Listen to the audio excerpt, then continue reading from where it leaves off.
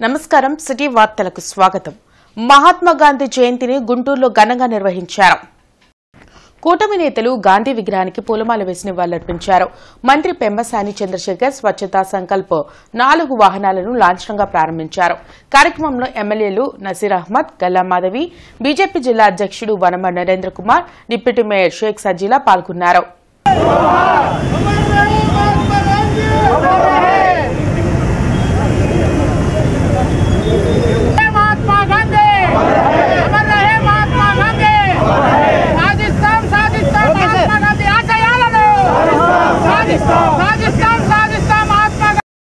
గుంటూరు నగరంలో ఘనంగా జాతిపిత మహాత్మా గాంధీ జయంతి వేడుకలు జరిగాయి. హిమనీ సెంటర్లోని మహాత్మా గాంధీ విగ్రహానికి మాజీ మంత్రి డొక్కా మాణిక్యవర ప్రసాద్, ఎమ్మెల్సీ కెఎస్ లక్ష్మణరావు పూలమాల వేసి నివాళులర్పించారు. డొక్కా మాణిక్యవర ప్రసాద్, లక్ష్మణరావు మీడియాతో మాట్లాడారు. భారత జాతి కోసం ప్రాణాలర్పించిన మహనీయుడు గాంధీజీ అని కొనియాడారు. పేదరికం లేని భారతదేశ నిర్మాణమే ధ్యేయంగా పనిచేశారని తెలిపారు. మహాత్మా గాంధీ జాతిపిత తన జీవిత కాలంలో మత సామరస్యం కోసం ఆయన మరణించాడు. అన్ని మతాలు కలిసిమెలిసి జీవించాలి, శక్తివంతమైన భారతదేశం నిర్మాణం జరగాలి, భారతదేశమే ప్రపంచానికి ఆదర్శంగా ఉండాలని కలగని ఆయన ప్రాణాలని తృణప్రాయంగా అర్పించినటువంటి మహాపురుషుడు మహాత్మా గాంధీ గారు. ఈరోజు భారతదేశం ఇంత గొప్పగా ఉంది, ఇన్ని మతాలు, కులాలు, వేల మతాలు, ఆచారాలు, వివిధ భాషలు అన్నీ కలిసిమెలిసి ఉన్నాయంటే ఆ కృషిలో కీలకమైన భాగస్వామి మహాత్మా గాంధీ గారు. వారి సందేశం ఏంటంటే అన్ని కులాలు, అన్ని మతాలు సామరస్యంగా, విభేదాలు లేకుండా కలిసిమెలిసి జీవించాలనేది ఆయన సందేశంగా ఈరోజు మనం స్వీకరించాలని నేను సవినయంగా విజ్ఞప్తి చేస్తా ఉన్నాను. వాటన్నింటినీ కప్పిపుచ్చడానికి మతతత్వాన్ని రెచ్చగొట్టే ధోరణులు దేశంలో విపరీతంగా పెరిగినాయి. ఇప్పుడు మన రాష్ట్రంలో కూడా చూస్తూ ఉన్నాం. మత సామరస్యంతో ఈ దేశ ప్రజలు నివసించాలి. మతతత్వం వల్ల ఈ దేశం ఇప్పటికే ఒకసారి నష్టపోయింది. దేశ విభజన జరిగింది 1947. అటువంటి ధోరణి లేకుండా ప్రజలందరూ సమైక్యంగా తమకు కావాల్సినవి సాధించుకునే విధంగా ఈ మహాత్మా గాంధీ జయంతి వాళ్ళకి సంపూర్తి స్ఫూర్తినివ్వాలని నేను హృదయపూర్వకంగా కోరుకుంటున్నాను. గాంధీజీకి నివాళులు అర్పించాలంటే గాంధీజీ ఆనాడు ఏవైతే కోరుకున్నాడో ఆ స్వదేశీ ఉద్యమాలు కానీ, స్వదేశీ వస్తువులను ఉపయోగించాలని కానీ, చేనేత వస్త్రాలను ఉపయోగించాలని కానీ, హరిజనుల్ని అభివృద్ధి చేయాలని కానీ, అంటరానితనం పోవాలని కానీ, అలాంటి అనేక ఆశయాలు వారు ఆనాడు ఏవైతే చెప్పారో స్వాతంత్ర ఉద్యమంలో భాగంగా ప్రజల్ని సమీకరించడానికి, ప్రజల్ని సమైక్యపరచడానికి, ప్రజలందరినీ భాగస్వామ్యం చేయడానికి, పేద వర్గాలని స్వాతంత్ర ఉద్యమంలో ప్రధాన పాత్ర పోషించడానికి ఎలా అయితే తోడ్పడ్డారో అలాంటి విషయాలన్నింటి మీద ఈరోజు పోరాటం ద్వారానే గాంధీజీకి ఘనమైన నివాళులు అర్పించాలని కోరుకుంటున్నాను. Mahatma Gandhi simple living and high thinking అని చెప్పారు. ఈరోజు పిల్లలందరూ మోటార్ బైకులు వేసుకొని తిరుగుతా హై లెవెల్లో జీవించినట్టు ఊహించుకున్నారు. అలా కాకుండా పిల్లలందరికీ కూడా మహాత్మా గాంధీ గారి జీవితం ఒక ఆదర్శంగా తీసుకొని టీచర్లు కానీ, పిల్లలు కానీ simple living and high thinking ఉండాలి.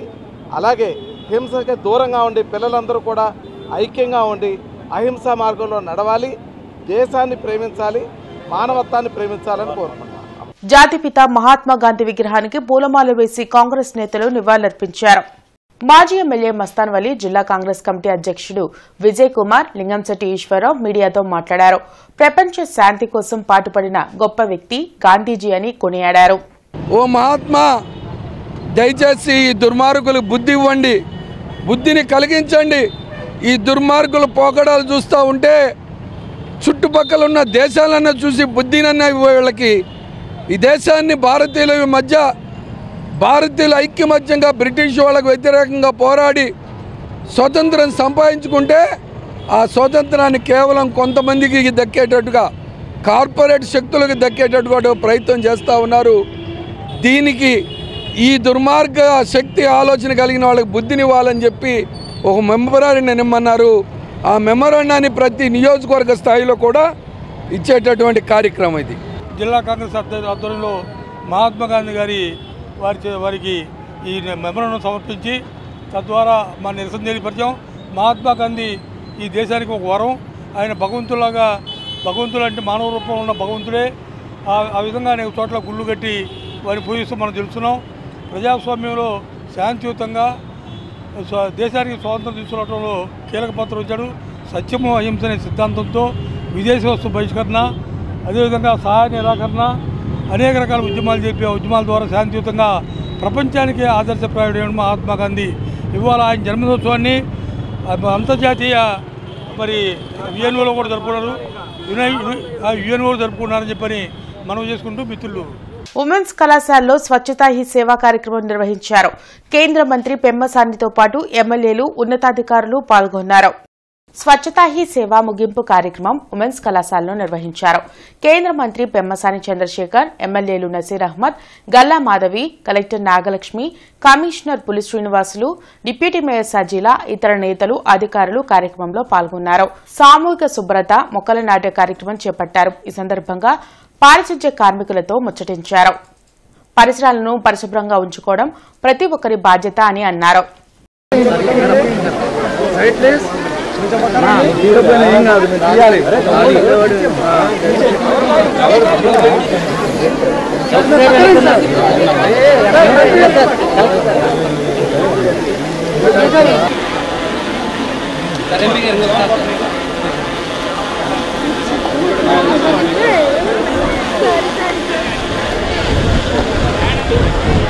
నూతన మద్యం పాలసీని మార్చాలని ఐద్వా డిమాండ్ చేసింది. ఈ మేరకు శంకర్ విలాస్ సెంటర్లు ఆందోళన చేపట్టింది. మద్యం షాపులు పెంచుతూ ప్రభుత్వం తెచ్చిన జీవోను ఐద్వా ఖండించింది. మద్యాన్ని నియంత్రించాలని కోరుతూ శంకర్ విలాస్ సెంటర్లో నిరసన కార్యక్రమం చేపట్టింది. గుడి, బడి, నివాస స్థలాలు అనే భేదం లేకుండా విచ్చలవిడిగా మద్యం షాపులకు పర్మిషన్ ఇవ్వడం సరికాదని ఐద్వా నేత అరుణ మండిపడ్డారు. ఇప్పటికైనా ప్రభుత్వం నిబంధనలు సడలించకపోతే మహిళా ప్రజా సంఘాల నుండి ప్రతిఘటన తథ్యమని హెచ్చరించారు. ఇవాళ మద్యం, డ్రగ్స్ లాంటివి సేవించి ఇవాళ ఇంట్లో ఉన్న వాళ్ళకే రక్షణ లేదు, బయట పసిపిల్లలతో సహా అత్యాచారాలు చేస్తున్నారు.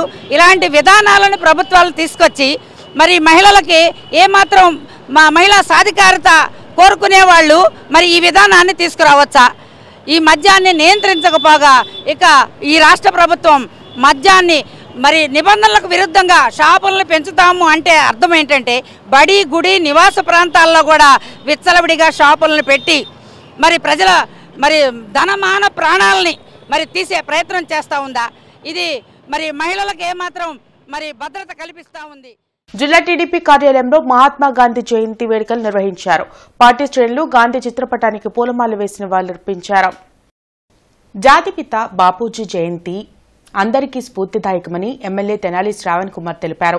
జిల్లా టీడీపీ కార్యాలయంలో గాంధీ జయంతి వేడుకల్లో ఆయన పాల్గొన్నారు. పార్టీ నేతలు డిఎస్ఆర్, శివరామయ్య, మీరావళి, సత్యవతి, ఇతర నేతలతో కలిసి గాంధీ చిత్రపటానికి పూలమాలలు వేసి నివాళులర్పించారు. గ్రామ స్వరాజ్యం కోరుకున్న మహనీయుడు గాంధీజీ అని, ఆ బాటలోనే సీఎం చంద్రబాబు నడుస్తున్నారని శ్రావణ్ కుమార్ తెలిపారు.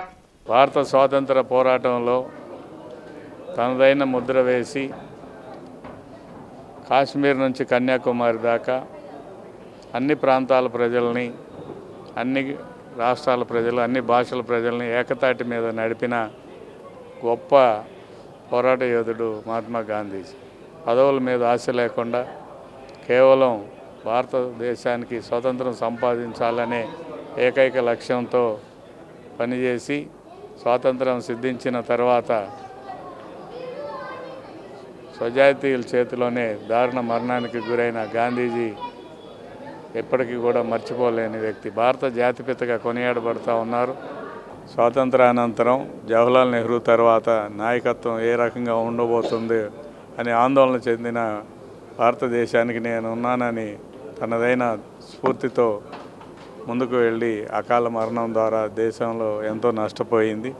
ఈ ఇద్దరు మహనీయుల యొక్క జయంతి ఉత్సవాలు ఈరోజు రావడం యాదృచ్ఛికం కాదు. మహాపురుషుల జీవితాలు మనకు ఆదర్శంగా ఉంచుకోవటానికి ప్రతి ఒక్కరు కూడా వారి జీవిత చరిత్ర చదివి స్ఫూర్తి పొందారు. విశాఖ ఉక్కు ఆంధ్రుల హక్కు అంటూ కలెక్టర్ కార్యాలయం ఎదుట కార్మిక, రైతు, విద్యార్థి, యువజన, ప్రజా సంఘాలు నిరసన కార్యక్రమం చేపట్టారు.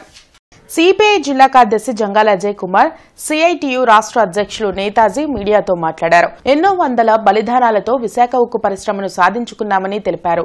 ప్రైవేట్ వ్యక్తులకు అప్పగించేందుకు కేంద్ర ప్రభుత్వం ప్రయత్నిస్తుందని మండిపడ్డారు. వెంటనే కేంద్ర రాష్ట్ర ప్రభుత్వాలు విశాఖ ఉక్కు ఫ్యాక్టరీని ప్రైవేట్ పరం చేయాలనే ఆలోచనను విరమించుకోవాలని డిమాండ్ చేశారు. లేకుంటే అన్ని ప్రజా సంఘాలతో కలిసి ఆందోళన ఉధృతం చేస్తామని హెచ్చరించారు. ఈ రాష్ట్రంలో లడ్డు గురించి మాట్లాడుతున్నారు తప్ప ఒక్క మంత్రి అయినా, చంద్రబాబు నాయుడు అయినా, లోకేష్ అయినా, పవన్ కళ్యాణ్ అయినా విశాఖ ఉక్కు పరిరక్షణ కోసం మేము పాటుపడతాం, అది పోరాడి సాధించుకున్నది, అది ప్రజల ఆస్తి, ఈ రాష్ట్ర సంపద అని మాట్లాడేటటువంటి నైతిక ధైర్యం ఎందుకు చేయలేకపోతున్నారని చంద్రబాబు నాయుడు ప్రభుత్వాన్ని ప్రశ్నించాల్సినటువంటి అవసరం ఇవాళ ఉన్నది. కానీ ఒకటే చెప్తున్నాం, ప్రజలు ప్రభుత్వాన్ని చూస్తారు. వాళ్ళు ప్రజల కోసం లేవు అనుకున్నప్పుడు గత ఫలితాలే రాబోయే రోజుల్లో పునరావృతమేంటి అని హెచ్చరిస్తూ ఈరోజు ఈ దీక్షలు జయప్రదం కావాలని ఆకాంక్షిస్తూ ఉన్నాం. మేము సపోర్ట్ చేస్తాము, కానీ అందుట్లో నష్టాలు వస్తే దానికి ఎవరు బాధ్యత అని చెప్పేసి అంటున్నాడు. ఇవాళ నష్టాలకు కారణం ఎవరు? ఇవాళ కేంద్ర ప్రభుత్వ విధానాలు కారణం, అక్కడ ముడి ఇనుము లేకపోవటం కారణం, అట్లాగే అక్కడ బొగ్గు లేకపోవటం అనేటువంటిది కారణం, ఇనుప ఖనిజాన్ని బొగ్గు గనుల్ని ఈ ఫ్యాక్టరీకి కేటాయించకపోవటం కారణం. వీటన్నిటిని పక్కన పెట్టేసి ముఖ్యమంత్రి డొంక తిరుగుడు మాటలు మాట్లాడటం సరైనటువంటిది కాదు. ఇవాళ 600 అయినా సరే ఆ ఫ్యాక్టరీని నిలబెట్టుకునేటువంటి దానికోసం రాష్ట్ర వ్యాప్తంగా ఉండేటువంటి ప్రజానీకమంతా ఈ పోరాటంలో భాగస్వాములు అవుతారు. ఈ రాష్ట్ర ప్రభుత్వం కూడా ఎవరి వైపు, రాష్ట్ర ప్రజల వైపా కేంద్ర ప్రభుత్వం వైపా అని చెప్పి తెలుసుకోవాల్సినటువంటి సమయం ఆసన్నమైందని చెప్పి ఈ సందర్భంగా డిఓ కార్యాలయంలో మహాత్మా గాంధీ లాల్ బహదూర్ శాస్త్రి జన్మదిన వేడుకలు ఘనంగా జరిగాయి. జిల్లా విద్యా శాఖాధికారి పి శైలజ దేశ స్వాతంత్ర్యం కోసం పోరాడిన గాంధీ లాల్ బహదూర్ శాస్త్రి చిత్రపటాలకు పూలమాల వేసి ఘనంగా నివాళులర్పించారు. ఈ సందర్భంగా ఆమె మాట్లాడుతూ మహాత్మా గాంధీ కన్న కలలను సాకారం చేయాల్సిన బాధ్యత మనందరిపైన ఉందని అన్నారు. అలాంటి మహనీయుల ఆశయాలకు అనుగుణంగా అందరూ నడుచుకోవాలని తెలిపారు. భారతదేశాన్ని బానిస సంఖ్యల నుంచి స్వాతంత్ర దేశంగా మలచడంలో అహర్నిశలు కృషి చేశారని అన్నారు. ఉర్దూ పాఠశాలల ఉపతనిఖీ అధికారి ఎండి కాసిం మాట్లాడుతూ మహాత్మా గాంధీ సత్యం, అహింసలను ఆయుధాలుగా మార్చి స్వాతంత్రాన్ని సాధించారని తెలిపారు. జై జవాన్ జై కిసాన్ అనే నినాదంతో లాల్ బహదూర్ శాస్త్రి దేశ సమైక్యత కోసం పోరాడారని అన్నారు. గాంధీ జయంతి సందర్భంగా ఆ మహనీయుని అడుగుజాడల్లో అందరూ నడవాలి అనేసి కోరుకుంటున్నాను. అలాగే గాంధీ గారితో పాటు లాల్ బహదూర్ శాస్త్రి గారి జయంతి కూడా ఆయన కూడా ఈరోజు స్మరించుకుంటూ స్వాతంత్ర్యం కోసం వాళ్ళిద్దరూ చేసిన కృషిని, అలాగే వాళ్ళు మనకు చూపిన బాటని తెచ్చుకున్న దారిలో నడవాలనేసి అందరికీ గోరంట్ల సెయింట్ ఆన్స్ మహిళా కళాశాలలోని ఎన్సీసీ విద్యార్థులు జాతిపిత మహాత్మా గాంధీజీకి ఘన నివాళులర్పించారు. గాంధీ విగ్రహానికి పూలమాల వేసి దేశ స్వాతంత్ర్యం కోసం ఆయన చేసిన సేవలను కొనియాడారు.